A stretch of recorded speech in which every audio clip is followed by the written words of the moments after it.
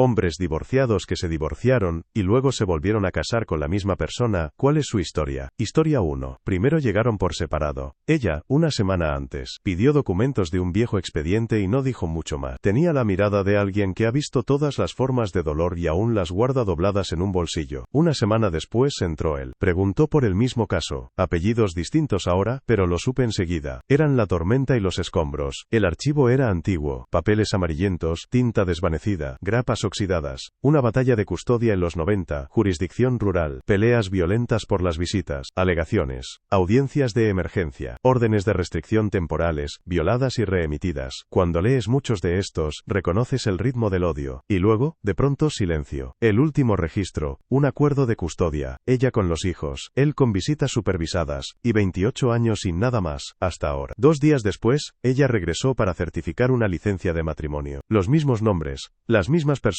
otra fecha. Casi 3 décadas después de destrozarse en los tribunales, entraban al mismo edificio para decir que lo intentaban otra vez. No pude evitarlo. Releí todo el expediente. El comienzo era casi cliché. Ella tenía 16, él 21. Se conocieron por un primo. Ella era nativa. Venía de una casa rota, padres alcohólicos, techo cayéndose. Él, de un hogar impecable, almohadones bordados, suelos brillantes, un padre alemán que consideraba las emociones debilidad. La madre lo detestó antes de conocerla. La primera cena, ella callada, con ropa de segunda mano, murmuraron sobre ella creyendo que no escuchaba. Igual se casaron. 2 hijos enseguida. Él trabajaba en la fábrica, ella en un diner nocturno. Los padres de él ofrecieron pagarle un alquiler si la dejaba. Rechazó, y dejaron de visitarlos. Durante un tiempo sobrevivieron juntos. Pero la pobreza no es solo falta de dinero, es un ruido constante que no deja respirar. Discutían por facturas, por turnos, por su silencio y su cansancio. La grieta vino con el dulce, así lo llamaba el informe policial. Él decía que solo era para mantenerse despierto en el trabajo. Para ella era una condena. Su madre había muerto por lo mismo. Lo echó. El expediente arranca ahí. Solicitud de custodia completa, amenazas, denuncias. Ella dijo que rompió la puerta con una barra de hierro. Él, que ella escondía a los niños. No sé qué fue verdad. El tribunal le creyó a ella. Pasaron los años. Ella volvió a casarse. Él vagó entre ciudades, trabajos cortos, sin más arrestos, pero nunca se fue del todo. Siempre tenía un piso cerca. Y lo más extraño vino después. Su segundo esposo se hizo amigo de él. Arreglaban coches, bebían cerveza bajo una bombilla torcida en el garaje. Juntos, reconstruyeron un Mustang con chatarra. Ella lo escribió en su nueva solicitud de matrimonio. Eso me ayudó a perdonar. Verlos reír cubiertos de aceite era como contemplar una versión paralela de mi vida. El segundo marido firmó como testigo en su nueva acta matrimonial. No tenía sentido, pero estaba todo en blanco y negro, sin registros de terapia, sin cartas de disculpa, sin revelaciones, solo una decisión. Ella tomó al hombre que había sido su peor herida y volvió a ponerle un anillo, sin ceremonia, sin público. Solo 2 personas en sus 60s entrando en la oficina del registro, con 28 años de silencio a la espalda y lo que quedara por delante. Historia 2. Alguien golpeó la reja. Un golpe seco contra el hierro oxidado me sacó del invernadero, con las manos aún oliendo a tierra mojada. Mayo. Ahora vivimos en las afueras. Yo, ella, 2 perros, 12 gallinas, y lo que llamamos el jardín sin culpa. Era ella, mi esposa, otra vez, por segunda vez. Nos conocimos jóvenes, no niños, pero sí versiones torpes y endeudadas de nosotros mismos. Nos casamos rápido, sin dinero, recién salidos de la universidad, caminando medio dormidos hacia la responsabilidad. Al principio jugábamos bien a la vida adulta, ambiciones, vino barato, planes pequeños, pero los años buenos nunca avisan cuándo se acaban. Y un día llegaron todos los problemas juntos. Una enfermedad que la dobló, un despido que me dejó vacío, un banco en números rojos que nos apretaba el pecho. Las discusiones nacían por platos sucios y terminaban en silencio. Luego vinieron las miradas frías, los dormitorios separados, los meses muertos. Se fue ella primero. O tal vez fui yo. Nunca lo aclaramos. Solo nos dividimos como células bajo calor. El divorcio fue limpio, sin abogados pintados de guerra. Solo firma, papeles y una calma que no sabía alivio, sino ausencia. Los años siguientes fueron choques. 1 o 2 veces al año llegaba un mensaje, un cumpleaños, una foto, una banalidad, y casi de inmediato,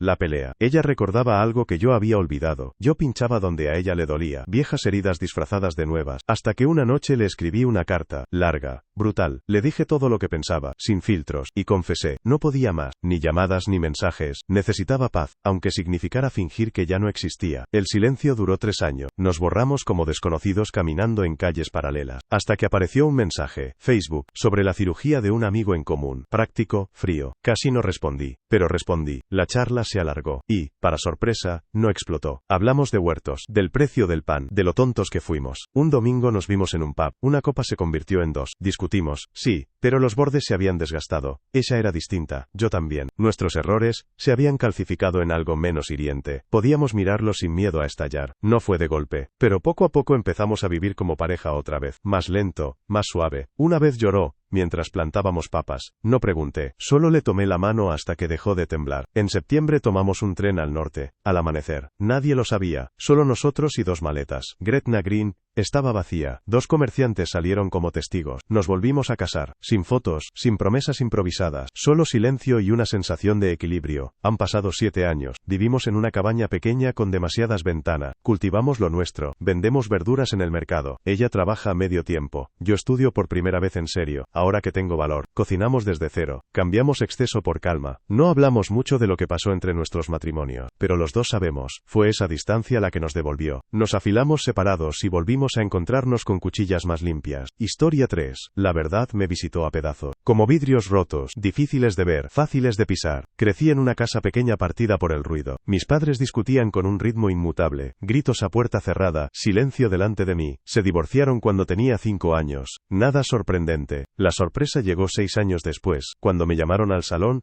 y anunciaron que iban a casarse otra vez. Tenía 11, pero ya recordaba bien cómo había terminado la primera vez. No dije nada, me quedé mirando el cojín del sofá, como si pudiera tragarme. Duraron 2 años más. Esta vez sumaron un bebé al cao. Mi hermana, aunque en realidad de sangre completa. El segundo divorcio fue más amargo que el primero. Ya no era solo el fin de un matrimonio, era la confirmación de que entre ellos nada funcionaba. Ni el tiempo, ni la distancia, ni el intento de repetirlo, y mucho menos la culpa disfrazada de amor. Esa palabra culpa la descubrí más tarde. No de ellos directamente, sino de retazos, conversaciones torpes, recuerdos contradictorios, deslices. Mi madre dijo una vez que él merecía una oportunidad. Mi padre dijo que ella se lo debía a la familia, pero nunca dijeron, la amaba. Nunca se miraron con algo que se pareciera al calor. A los 16 impuse mi regla. No más historias. No más recuerdos usados como armas. Les dije a los dos, no hablen el uno del otro cuando estoy delante. No me importa quién empezó, quién terminó, quién lloró más. Esa fue la última vez que levanté la voz con ellos. Pero el silencio no es paz. Cargué con todo, su amargura, su desconfianza, los campos minados de la lealtad. Y durante años, eso me convirtió en pura rabia. Historia 4. Un jueves de finales de octubre alguien golpeó mi puerta. La lluvia en las ventanas, el suelo frío. Acababa de terminar una llamada sobre un lío de custodia en Toledo cuando abrí y la vi allí, parada como si hubiera olvidado cómo parpadear. Mi exmarido corta mi césped, dijo, sin saludo. Se sentó y desplegó su historia como si hubiera estado esperando años para encontrar un oído. Se divorciaron cuando su hija tenía 14. Al principio lo de siempre, silencios helados, fines de semana partidos, tensión en los estacionamientos. Él venía a buscar a los hijos sin mirarla a los ojos. Ella vivía en su antigua casa, un espacio que parecía expulsarla en cada rincón, y aún así se quedó. Su hijo, un chico callado, se ocupaba del patio, cortaba el césped, recortaba setos, limpiaba canaletas con los auriculares puestos, hasta que se fue a la universidad. Ella pensó que se ahogaría entre maleza y tuberías rotas. En cambio, apareció su ex con una cortadora, sin pedir permiso, sin ofrecer explicaciones, simplemente empezó a cortar. Luego vinieron las reparaciones, primero una ventana, luego una fuga. Ella lo atribuyó a la culpa, hasta que se quedó a cenar una noche. Lasaña y silencio. Unas semanas más tarde, otra vez, las pausas se acortaron, la comida mejoró, las visitas se hicieron rutina, a veces veían la tele. Él siempre se quedaba dormido en el sofá, y ella lo cubría con una manta como si no importara. Siguió así. Cuando la hija también se fue a la universidad, la casa se volvió más tranquila, menos tensa. Él empezó a quedarse con más frecuencia. Nada físico, nada romántico, solo presencia, comodidad. Como unas pantuflas viejas, dijo ella. Volvieron a celebrar las fiestas juntos, a veces él cortaba el pavo, a veces ella. Si discutían, él desaparecía unos días y luego regresaba con una llave inglesa o una cerveza. Durante más de 20 años giraron uno alrededor del otro como satélites, nunca chocando, nunca alejándose demasiado. Los demás tenían preguntas pero nadie las formulaba, hasta una tarde de verano, tras una ola de calor y una tubería rota en la cocina. Él lo arregló y se quedó a dormir, otra vez en el sofá, pero a la mañana siguiente, ella preparó 2 cafés. Se sentaron en el porche,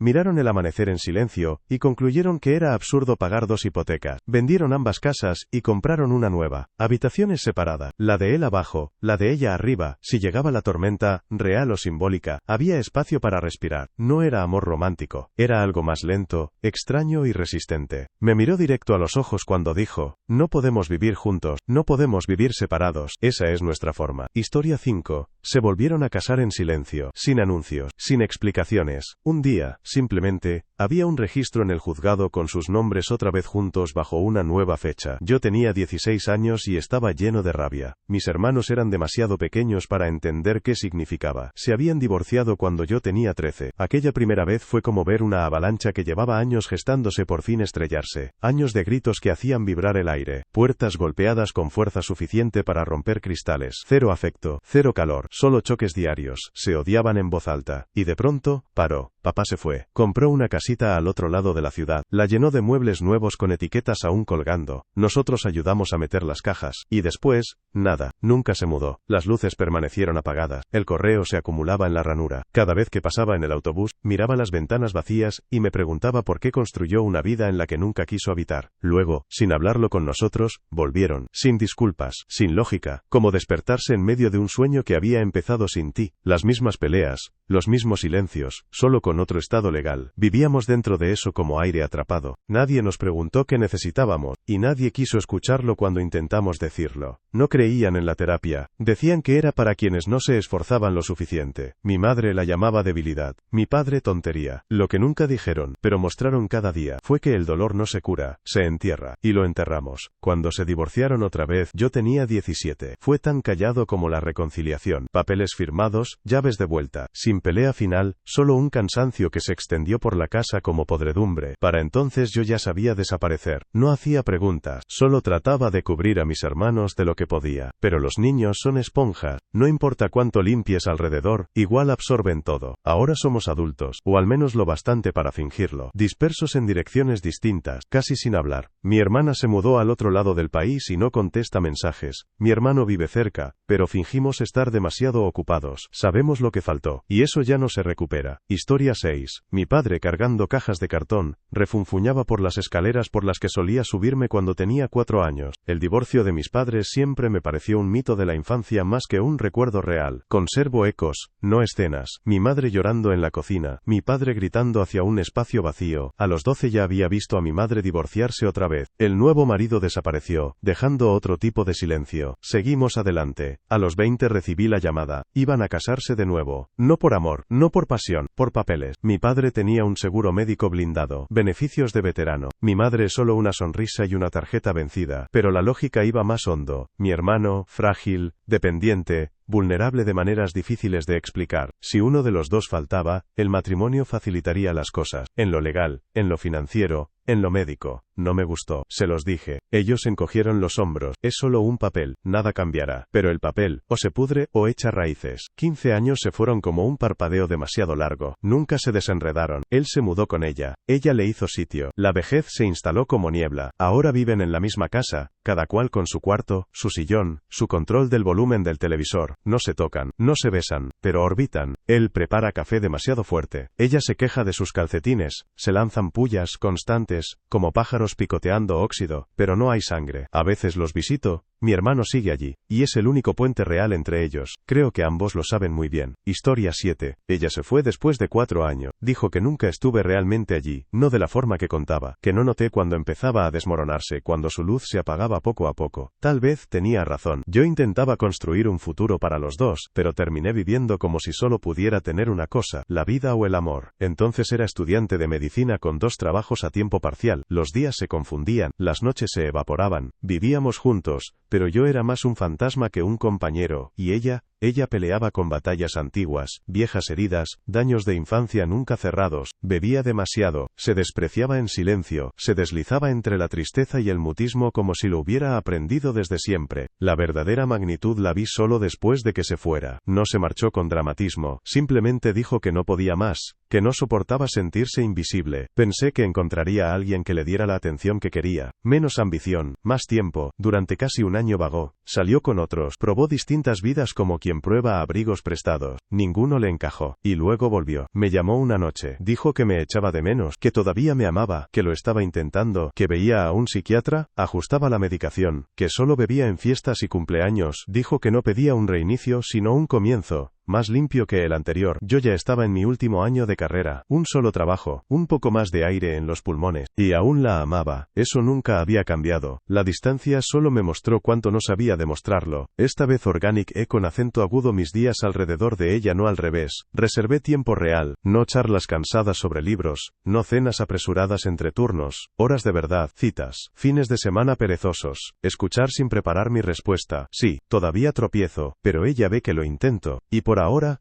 eso basta. El silencio entre nosotros ahora es cálido, no helado. Ella aún tiene días malos, pero no la consumen entera. Yo sigo pensando demasiado, pero ya no la excluyo. Historia 8. Él sabía cómo encantar. De esos hombres que no toleran el silencio y lo llenan con un chiste, un guiño, o una mentira ligera. No mi ex, su padre. Se casaron jóvenes, trabajando en la misma tienda. Nada especial. Compartían turnos, almuerzos baratos en la sala de descanso. Allí comenzó la aventura. Su marido y la gerente, justo frente a ella. Lo sabían todos. Compañeros, incluso los chicos del muelle de carga. Todos menos ella. Ella estaba ocupada contando moneda, lidiando con factura, viendo cómo subían los precios. Él, persiguiendo halagos, escapando por la puerta trasera al iniciar su turno. Nunca mantenía un trabajo. Decía que los jefes eran idiotas, que él no había nacido para cajas ni oficina. Volvía a casa con discursos sobre dignidad, y ella entendía lo real. Noches de sofá, alcohol, y cuentas vacías. Mientras tanto, ella construía, horneaba hasta el amanecer, probaba recetas, vendía pastelillos desde el coche, quemó hornos, reventó tarjetas de crédito, renunció al sueño. El negocio era solo suyo, sin socios ni inversores, solo callos y voluntad. Él gastaba, bebidas, aparatos, loterías, promesas vacías. Cuando no engañaba, mentía. Cuando no mentía, pedía perdón, y hasta el perdón sonaba a rutina. A veces ella lo echaba. Él se iba a casa de su hermana, otro museo de lujos no ganados, televisores, móviles, asistentes de voz, todo comprado con dinero ajeno, y tarde o temprano regresaba, con una tarjeta, una lágrima, una cena nostálgica. Podía venderte tu propia sombra y hacerte dar las gracias. ¿Se separaron de verdad? Difícil decirlo. Él flotaba, ella trabajaba, el tiempo corría como niebla sobre la ciudad, lento, invisible. Y un día, por razones que nadie entiende, volvieron a casarse. Culpa, miedo, ilusión, pero no cambió. Cuando su madre agonizaba en el hospital, él se acostó con una enfermera. No fue rumor. Él mismo lo contó, con sonrisa y encogimiento de hombros, como si la vergüenza fuera otra forma de atención. Ella ya no gritaba, solo trabajaba. Pagó el funeral, pagó la casa, pagó por él, otra vez. A veces hablaba de un chico al que había amado antes de todo esto. Nunca decía el nombre, solo que era la única vez que se sintió realmente vista, y sus ojos vagaban, como si estuviera en dos líneas de tiempo a la vez, una en la que se quedó, otra en la que huyó. Yo salí un tiempo con su hijo, creí que sería distinto, pero la podredumbre se hereda, en los hábitos pequeños, en las llamadas perdidas, en las medias verdades, en ese mismo encanto que hacía sonar la mentira como poesía. En su mirada vi el reflejo de su padre, así que me fui. Historia 9. Él estaba sentado en el viejo porche cuando llegamos. La misma postura, las mismas gafas, la misma sonrisa, como si el tiempo se hubiera detenido para él en 1993. Me quedé inmóvil detrás del volante, dejé que mi hija recogiera sus cosas en el asiento trasero y pensé, ahí está, el fantasma en el que alguna vez creí. Nos conocimos justo cuando yo daba mis primeros pasos en la vida adulta. Él era estudiante del último año de secundaria, seguro de sí mismo, un poco arrogante, con esa facilidad que hacía sentir a los demás que les faltaba algo. Nuestra relación fue una tormenta, peleas, reconciliaciones, noches sin dormir y silencios más pesados que cualquier palabra. No era amor, pero yo creía que lo era. Después vino el embarazo. En aquellos años todavía parecía que el camino estaba escrito. Un hijo significaba matrimonio. Él no discutió, simplemente aceptó, como quien cumple una obligación. La boda fue un ritual, no una fiesta. El matrimonio duró menos de un año. Estábamos hechos para el fuego, no para la calma. El divorcio fue tranquilo. Custodia compartida, fines de semana organizados. Funcionó.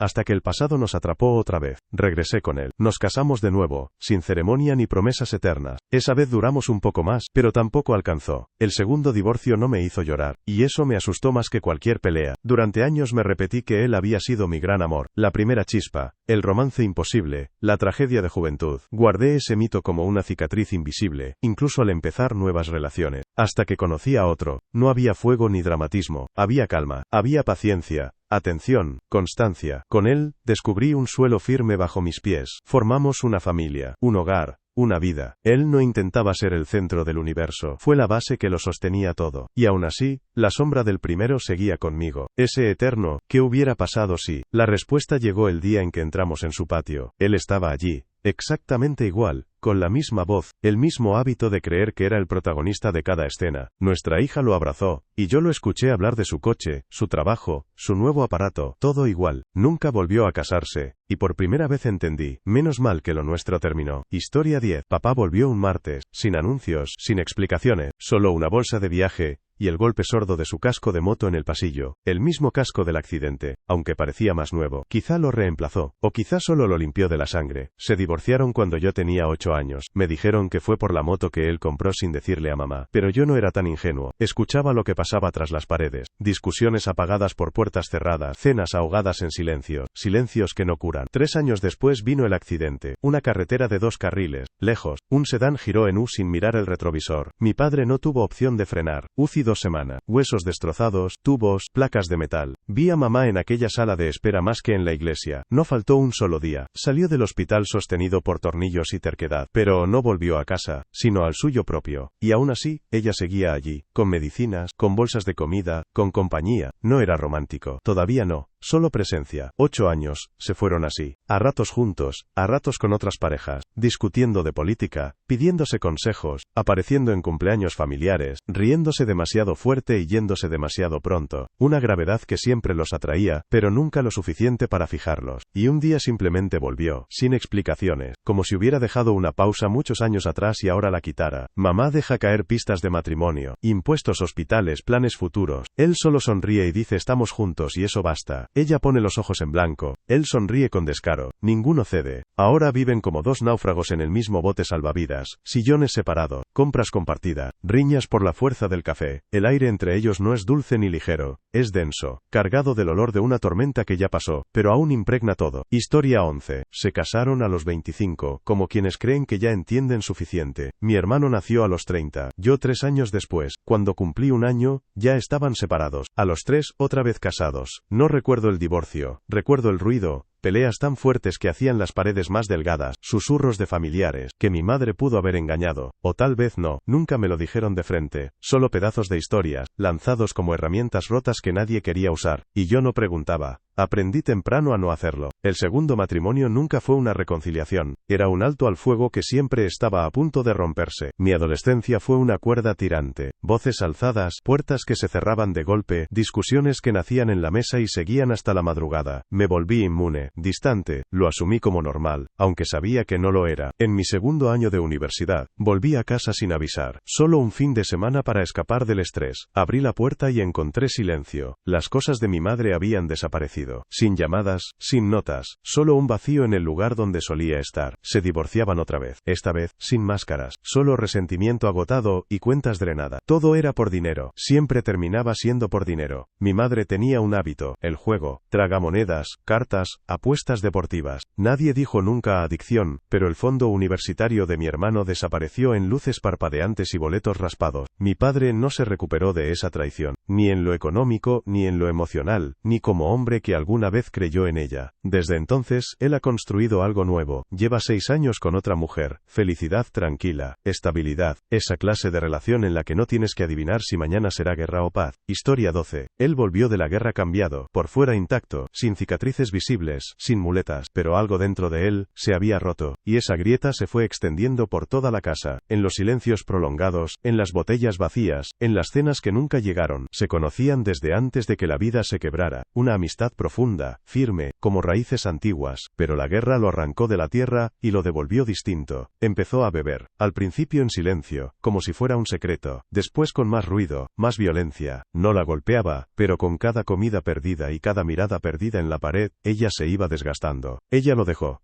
Sin gritos, sin espectáculo. El divorcio fue como una puerta cerrada, claro y definitivo. Ambos intentaron rehacer sus vidas. Ella volvió a casarse, él también, pero ni su segundo esposo ni su segunda esposa soportaron el peso de lo que ninguno de los dos sabía decir. Los dos matrimonios se hundieron en silencio. Y sin embargo algo cambió en él. Un día dejó la botella y no regresó a ella. No hubo promesas, ni terapias, ni discursos. Solo una calma nueva. Y pasos que no se alejaban sino que volvían a casa. Se reencontraron como dos hilos que, después de mucho vagar, por fin vuelven a entrelazarse. La segunda boda fue sencilla, sin flores ni música. Solo unas firmas, una dirección compartida, y dos manos que ya conocían el camino de regreso. Su vida juntos entonces fue discreta, casi invisible. Ella cultivaba flores y horneaba. Él reparaba radios en el sótano. Los domingos eran de iglesia, las tardes de serenidad. Nunca hablaron de los años perdidos. El tiempo ya había suavizado los bordes afilados. Murieron con apenas un año de diferencia. Casi 90 años vividos no para la tragedia sino para la calma. Dejaron hijos, nietos, bisnietos. Un legado largo, esparcido en fotografías y en nombres que viajaban de generación en generación. Yo nunca conocí la historia completa. Solo fragmentos, en cartas antiguas, en recuerdos susurrados, en páginas amarillentas de libros de cocina. Historia 13. A los 4 años él era mi héroe. Un padre de película de fin de semana. Llegaba en su pick-up cargado de risas, hamburguesas y canciones con las ventanas bajas. Olía a aceite de motor y colonia barata. Me lanzaba al aire como si no pesara nada. Guardaba esos días como tesoro. Tras el divorcio, eran todo lo que tenía de él, y los pulía en la memoria. Y luego, cuando tenía 10, volvieron a estar juntos. Recuerdo la sensación exacta, como si la película de mi vida hubiera encontrado por fin un final feliz. Mamá me lo dijo en la cocina con un entusiasmo forzado. Una semana después papá volvió a casa, y por un instante, pareció que todo se arreglaba. Pero no, habían vuelto a coser una granada, y a tirar del seguro. En pocas semanas, regresaron las peleas, más fuertes, más crueles que antes. No eran discusiones de quienes intentan arreglar algo. Eran cirugías sin anestesia, arrancándose la carne a palabra. Mamá, siempre acusando. Papá, siempre negando. Cada frase era un cuchillo. Cada silencio, tormenta acumulada en las paredes. Cuando él volvía borracho, que era seguido, la casa entera contenía el aliento. Aprendí a reconocerlo todo. El crujido de la puerta, el golpe de las llaves en la mesa, la cadencia de sus botas marcando el volumen de la noche. Sabía el momento exacto de tomar a mis hermanos y huir. Muchas veces ni esperábamos. Nos íbamos antes de que empezara. Dormíamos en el coche. Teníamos mantas guardadas bajo el asiento. El coche era helado en invierno, insoportable en verano, pero era más seguro que la casa. Allí no había gritos, ni vidrios rotos, ni sangre. Mi madre tampoco era inocente. Sabía qué palabra lanzar para romper el último hilo que lo sostenía. Dejé de verlos como padre. Eran solo dos bombas con una mecha compartida. Supliqué, lloré, les pedí que pararan, que vieran lo que nos hacían. No lo hicieron, o lo vieron y no les importó. Y luego llegó el cáncer. Papá se consumió rápido. No era solo la enfermedad devorándolo, era la amargura acumulada en sus huesos. Al final, ya no intentaba ser amable. No le importaba quién lo oyera. Decía que lo único que esperaba era silencio. Silencio de verdad. Sin gritos, sin reproches, sin noches de rabia. Tenía 50 años. Y estaba listo. En su funeral, mi madre lloró tanto que la gente pensó que habían tenido una historia de amor trágica. Pero no era amor. Fue una larga catástrofe disfrazada de segunda oportunidad que nunca debió existir. Si se hubieran quedado separados, quizá habríamos conservado algo de paz. Y mis recuerdos de él, aquellos fines de semana luminosos, habrían permanecido intactos. Pero intentaron resucitar lo muerto y lo convirtieron en un monstruo. Historia 14. Alguien martillaba en el jardín. Miré por la ventana y allí estaba mi padre, camisa fuera, piel vieja curtida por el sol, arrastrando una celosía como si no pesara nada. Ya pasa de los 60. Y detrás de él mi madre,